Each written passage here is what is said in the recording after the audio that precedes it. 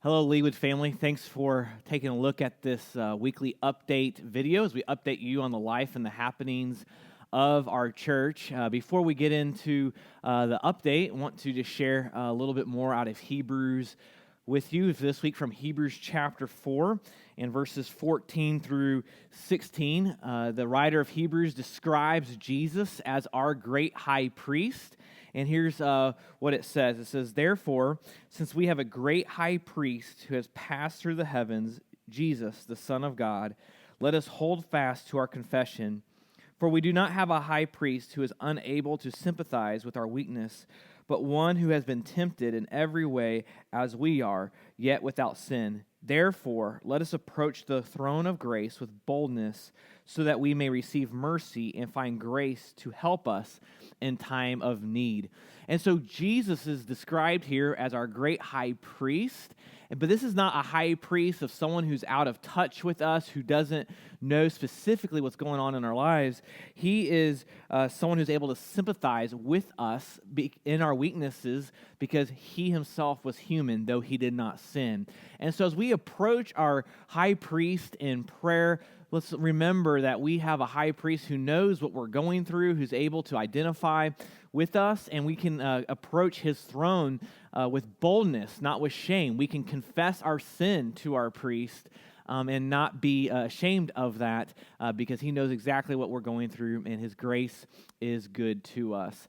Do want to update you on something that I think we're all looking forward to is our plan of reopening here at Leawood. Our goal is to reopen and have our first service back in person on Sunday, June 14th. Now, before we get into some specifics of that, I do want to let you know that that date is flexible. Our hope and our goal is to be meeting together on that Sunday, June 14th, but it is possible that that date could get pushed back depending on the spikes of the virus and even some recommendations from our community leaders and health systems. And so our goal for now is to be together on June 14th, that Sunday. Now, those Sundays and that Sunday and the Sundays following after that are going to look much different than before COVID-19 hit. When you come in, you're going to notice that a lot of doors are going to be open. Even when the front doors, hopefully we'll have nice weather. Those front doors will be open. We'll have some folks there greeting you, but those doors will be open. And as you come into our facility that Sunday and the Sundays following, we're going to ask you not to shake hands.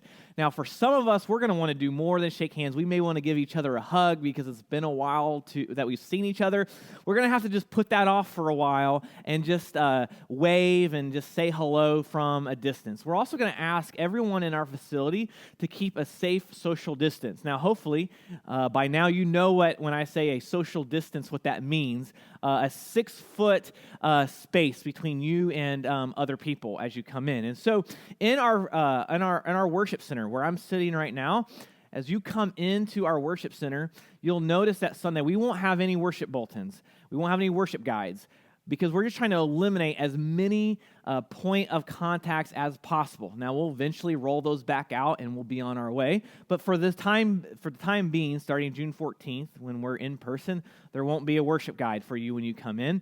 But as you come in, we're going to ask and really do our best to politely enforce and ask that you, when you are in our worship center, that you and your family be at least 6 feet apart. We're going to encourage folks to spread out through our worship center. And so if you would help us out with that and help us to avoid maybe some awkward conversations, if you could just do that and help us spread out, that would be very, very helpful. Also, that first Sunday back and throughout the summer, starting June 14th, there will be no small groups or classes of any kind. We're just going to try to eliminate as much group activity and people close together.